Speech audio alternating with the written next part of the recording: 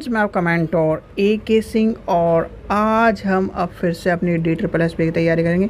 DSSP में जो important आना था वो आपको बताया जा रहा है, यानी कि आपको जो एब्रीविएशन है जितने भी और उनके बारे में उनकी फुल फॉर्म यानी कि सारी चीज़ें आपको बताई जा रही है। उससे रिलेटेड जो इन्फॉर्मेशन आपको दी जा रही है वो आपके लिए इम्पोर्टेंट है। याद रखना कि DSSP में इस तरह के क्वेश्चन आपको देखने के लिए मिलते हैं।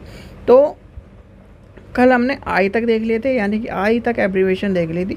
आज जो देखनी थी उसके बाद देखनी थी, यानी कि जे से देखनी थी। तो जे का देखते हैं। सबसे पहले क्या है, जे का सबसे पहले आपको मिलता है JOCLAI, यानी कि इसकी फुल फॉर्म क्या हो गई, joint council of library association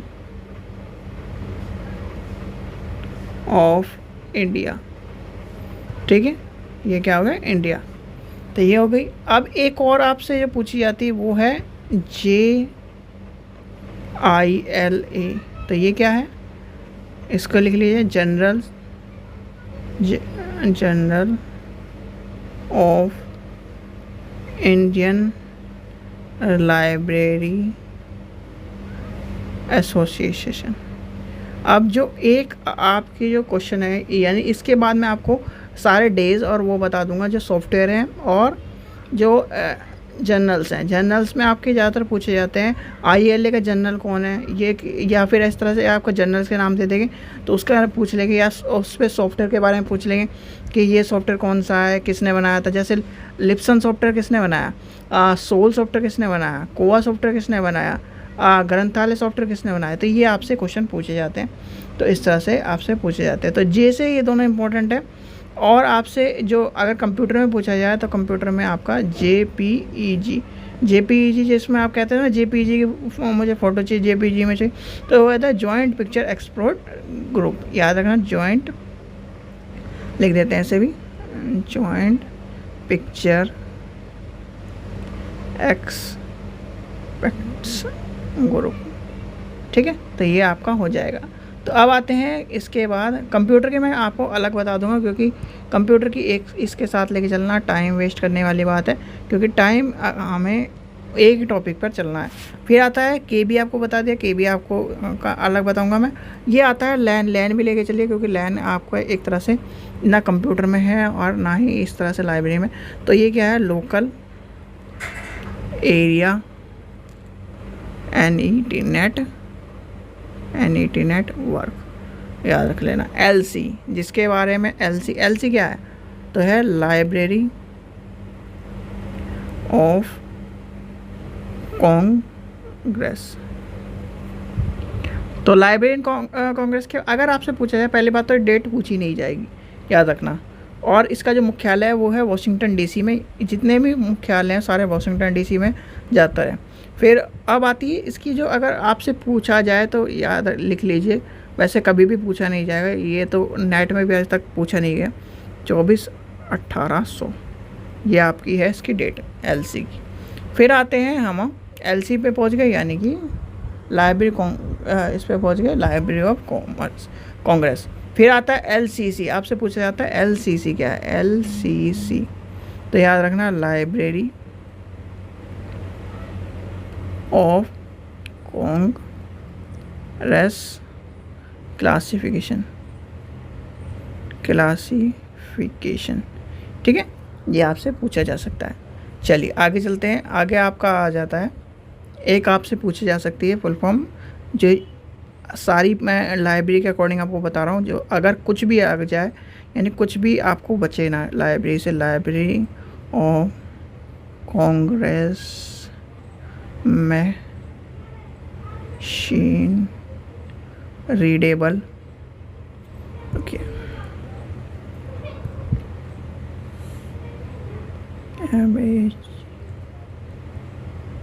readable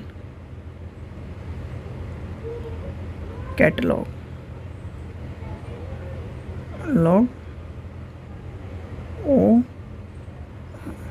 ठीक है, कैटलॉगिंग।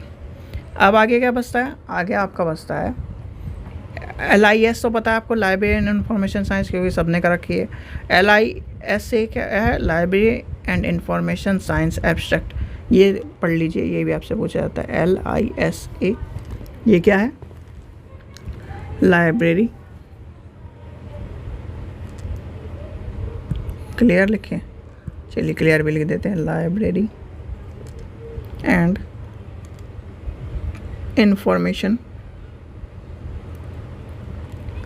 साइंस एब्स्ट्रैक्ट, ठीक है।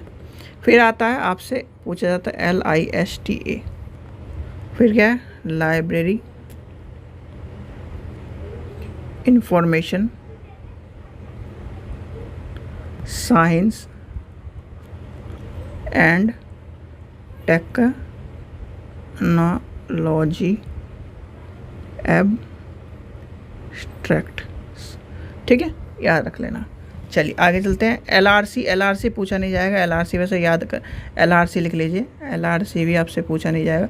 ये सारे आपको जो भी, यानी कि आपने देखो, मैं आपको कोई विदेश की चीज़ नहीं पढ़ा रहा हूँ, ये आपने आप बिलीव में जो कोर्स है, यानी कि आप बिलीव की जो भी आपने, जिसने बिलीव करी हो, डिलीव करी होगी या बिलीव करी होगी, एम लीव करी होगी, इन तीनों के अलावा तो आपने कोई कोर्स करा नहीं है जो कहना जिससे आप लाइब्रेरी साइंस में।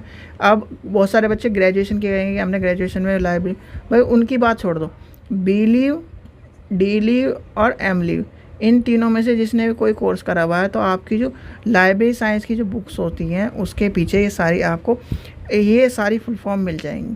और ख़ासकर पहली ये जो इन्फॉर्मेशन वाली किताब है ना, और थ्योरेटिव वाली किताब है, उसमें सारी फुल फॉर्म मिल जाएंगी। वहीं से मैं आपको पढ़ा रहा हूँ, यानी कि वहीं से आपको पढ़ा रहा हूँ। कोई भी मेरे पास कोई आपसे अलग किताब थोड़ी है, या फिर अलग मैंने आपको किताब छपवा के वो रखवा रखी है, नहीं बच्चों, सारी किताब लाइब्रेरी। भाई लाइब्रेरी क्या है, हिस्ट्री है, और हिस्ट्री का मतलब ये है कि आपके पास जो किताब है वही मेरे पास किताब है, बस थोड़ा सा अंतर ये है कि आप उस चीज़ को पढ़ नहीं रहे, उस चीज़ को आपने ऑब्ज़र्व नहीं करा, और मैंने ऑब्ज़र्व करके आपको पढ़ा रहा हूँ। MALA ये क्या होगा, Madras library association, Madras library association, ठीक है। अब आता है मैन क्या होगा, मेट्रोपॉलिटन एरिया नेटवर्क, जो आपसे कंप्यूटर में पूछा जाता है, मेट्रोपॉलिटन एरिया नेटवर्क, ठीक है। फिर आपसे पूछा जा सकता है, एक आपसे मेडिकल का अगर पूछा जाए, मेडिकल का वैसे पूछा नहीं जाता क्योंकि ये जो आता है क्वेश्चन या तो एम्स वाली, जो एम्स के लाइब्रेरी के फॉर्म निकलते हैं ना, उसमें पूछा जाता है ये वाला क्वेश्चन, या फिर आपका इसरो वाले में पूछा जाता है, तो इसका लिख लीजिए। इसरो का पेपर मैंने निकाल लिया है बच्चों, टेंशन मतलब, आपका इसरो का पेपर भी मैं इसके बाद या तो कल कराऊँगा या फिर आपको परसों कराऊँगा। ओके ओके ओके ओके, ये हो गया, गलत हो गया, medical library association of India, ठीक है, ये आ जाएगा। आगे चलते हैं। आपका जो इम्पोर्टेंट हो सकता है, जो आपका इम्पोर्टेंट है, आपका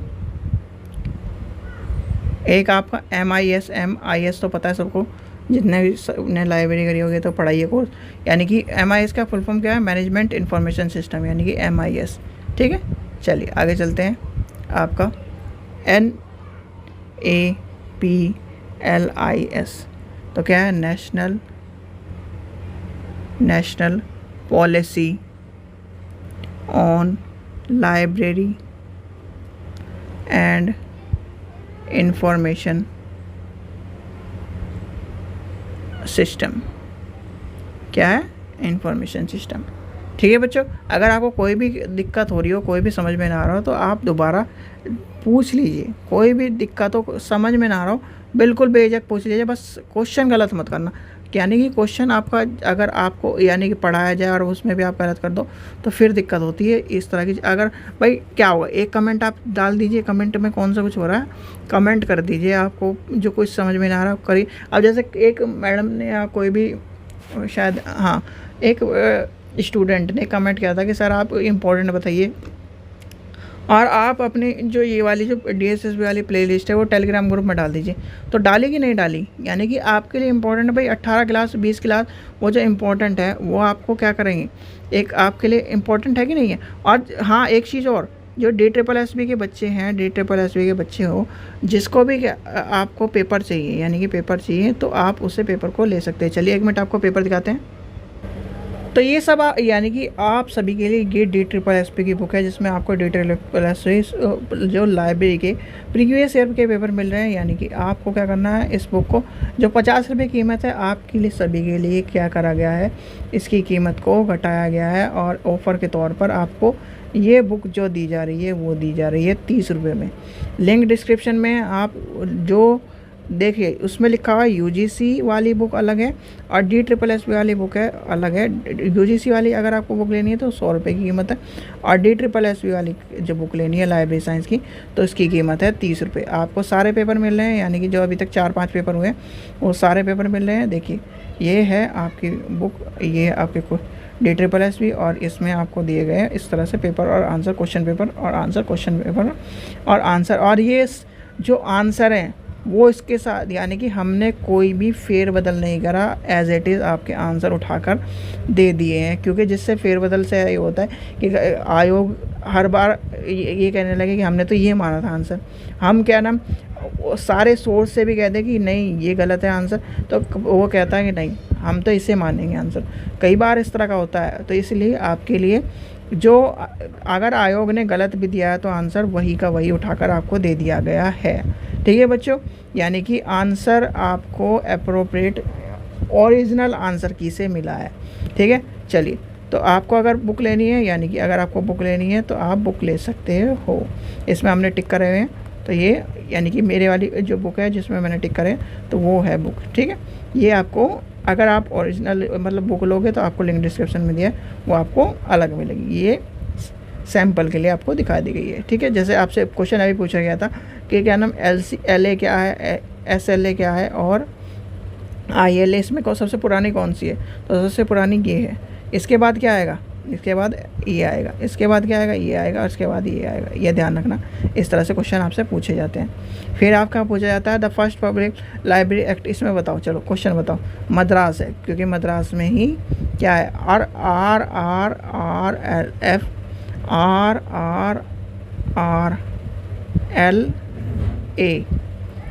ठीक है, तो इसमें क्या है, ये दोनों के अंतर क्या है, तो ये भी आपको बताना है।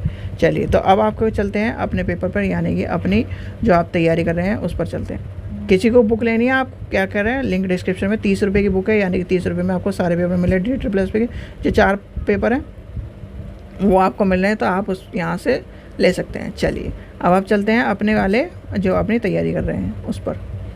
चलिए तो अपनी तैयारी पर देखते हैं हम कहाँ पहुँच गए थे, NBS पे, यानी कि नेशनल बिब्लियोग्राफिक सर्विस पर। अब नेशनल बिब्लियोग्राफिक सर्विस के बाद आता है आपका जो पूछा जाता है NDLC, यानी कि NDL क्या होता है, नेशनल डिजिटल लाइब्रेरी। याद रखना, नेशनल डिजिटल। अगर आपसे पूछा है NCT, वैसे पूछा नहीं जाएगा, NCT की क्या है, national council for teacher education. ये पूछी नहीं जाएगी, पर आप लिख लीजिए क्योंकि कुछ पता नहीं कब क्या हो जाए। ठीक है, चलिए अब आते हैं NISCARE, जो सबसे इम्पोर्टेंट फुल फॉर्म है। उसमें जो NISCARE है वो भी लिखिए आप, NISCARE। कौन सी फुल फॉर्म है, NISCARE, NISCAIR। इसमें इसकी फुल फॉर्म क्या है, नेशनल इंस्टीट्यूशन, एक minute, okay, institution of science communication and information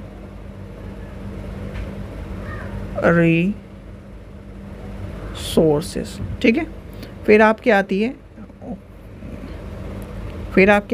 NIS NES set, ये क्या होती है? National information system for science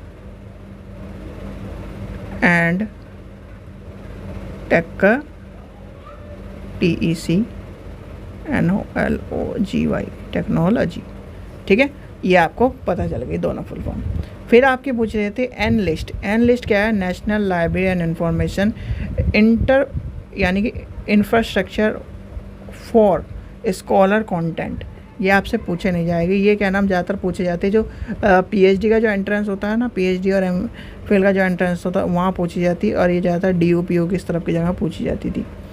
चलिए, तो पहले क्या इसकी फुल फॉर्म भी लिख लीजिए, national library and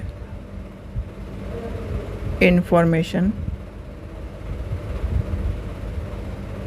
infrastructure for scholar content. ठीक है, ये आपकी हो जाएगी। चलिए आगे चलते हैं। आगे आपसे पूछी जाती है जो पूछी जा सकती है, अब आएगी OCLC, यानी कि अब जो आपकी क्या है OCLC। अब OCLC क्या है? ऑनलाइन। याद रखना OCLC इम्पोर्टेंट है और आपसे पूछे भी जा सकती है। Online computer library centre. चलिए आगे चलते हैं। OCLC की फुल फॉर्म पढ़ गए। OCR आपको पता ही है, ऑप्टिकल कैरेक्टर रिकॉग्नाइजेशन, ये तो आपको पता ही होगा।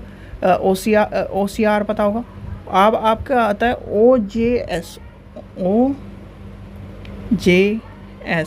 तो ये क्या है? Open general.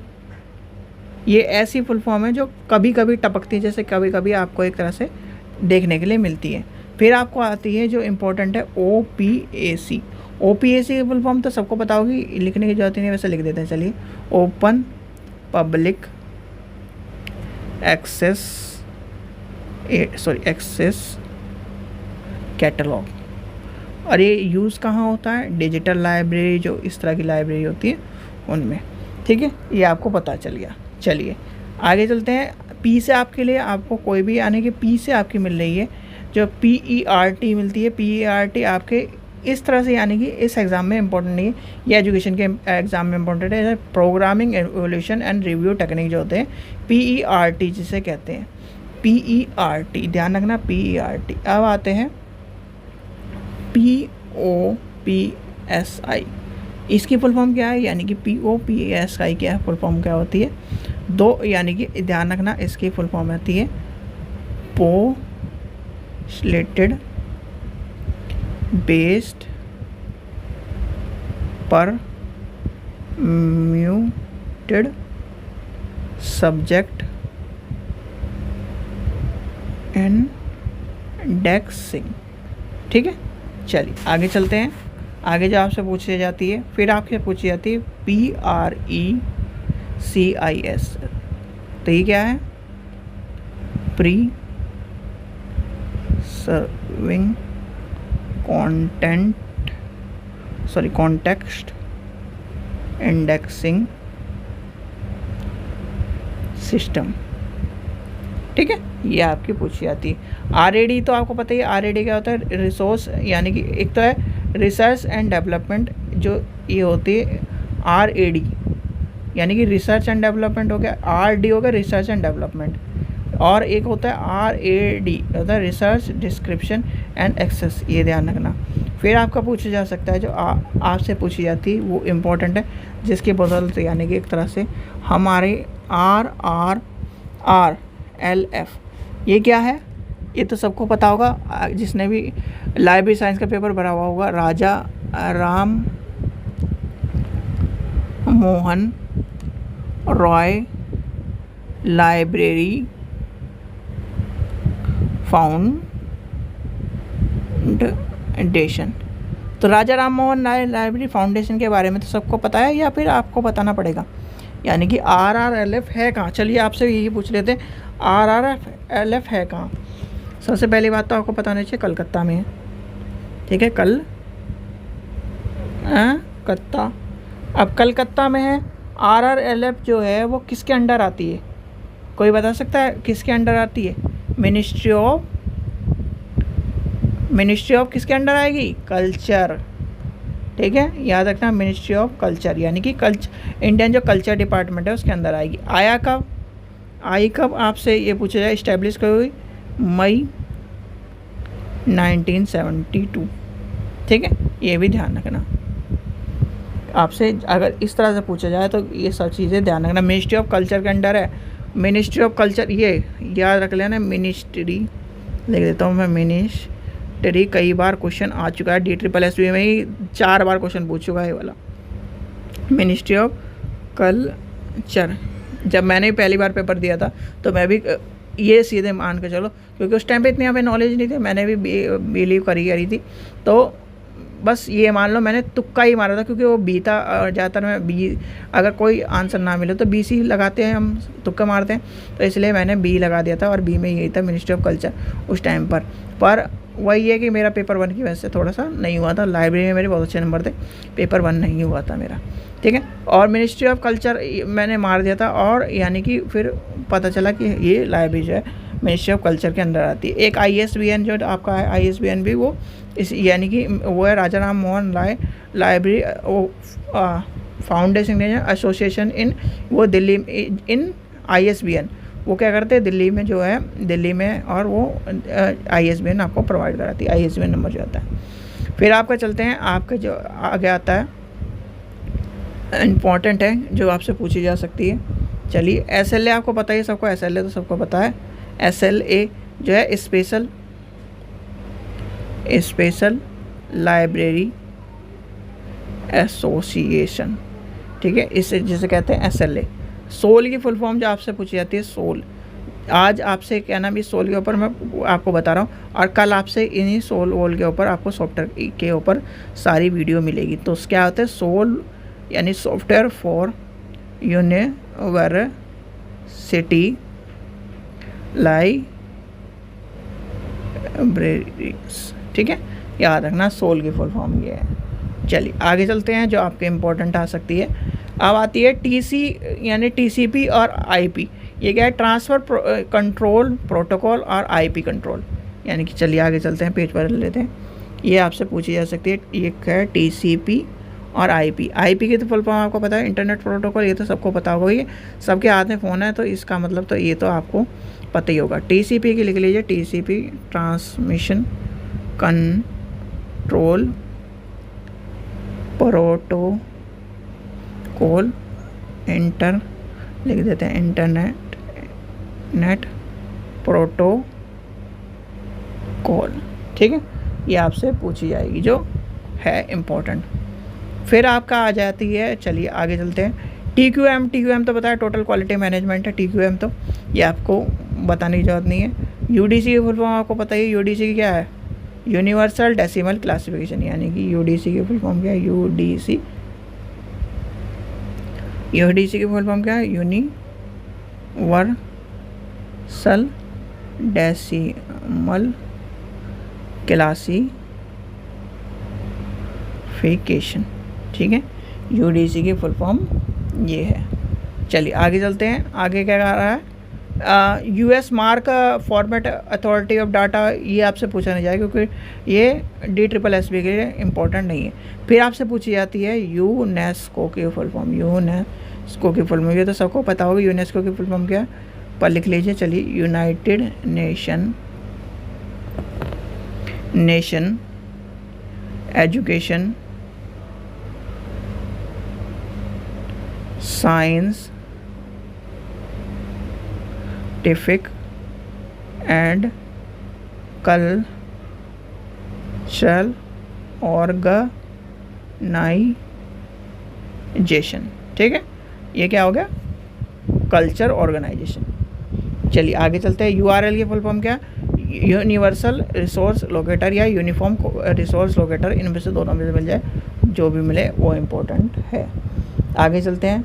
WAN van, van की आपको यानी कि मैन वैन लैन वैन वैन, तो ये क्या है? Wide area network, wide wide area network. बच्चों एक चीज़ ध्यान रखना, मैंने आपको सारी फुल फॉर्म बता दी है।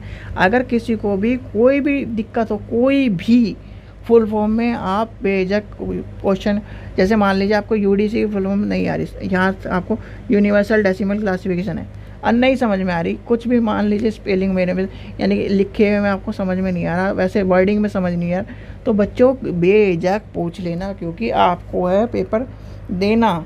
पेपर देने के हिसाब से आपको पता होना चाहिए सारी फुल फॉर्म जो आपके लिए इम्पोर्टेंट है। WWW क्या है?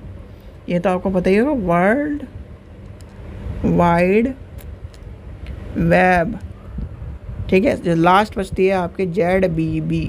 अब ये तो आपको पता ही है, जीरो बेस बजट है, यानी कि जीरो बेस बजटिंग। ठीक है, ये आपका हो गई फुल फॉर्म, यानी कि यहाँ तक जितनी फुल फॉर्म थी आपकी सारी फुल फॉर्म करा दी है। कल आपके क्या है, जो ऑर्गेनाइजेशन है और जो सॉफ्टवेयर हैं वो कराए जाएंगे, यानी कि कल आपको 3 वीडियो मिलेगी। एक तो ऑर्गेनाइजेशन के ऊपर, ठीक है, और एक आपके सॉफ्टवेयरों के ऊपर, और अगर मिली तो डे वाले भी आपको कवर करा दूंगा, जिससे आपकी तीनों वीडियो कवर हो जाए। आज 21 तारीख है, आज से आपके पास 20 दिन है, 20 क्या 21 हो गई, आपके पास 18 दिन में 10 तारीख को तो पेपर ही है। ठीक है बच्चों, आशा करता हूँ आपको वीडियो पसंद आए। वीडियो पसंद आए तो लाइक करें, चैनल को सब्सक्राइब करें और वीडियो को ज़्यादा से शेयर करें। और जिसे भी DSSB की बुक लेनी है वो 30 रुपये वाली, उसमें जिसमें ओल्ड पेपर है वो आप लिंक डिस्क्रिप्शन में दिया गया वहाँ से ले सकते हैं। ठीक है बच्चों, चलिए, थैंक यू।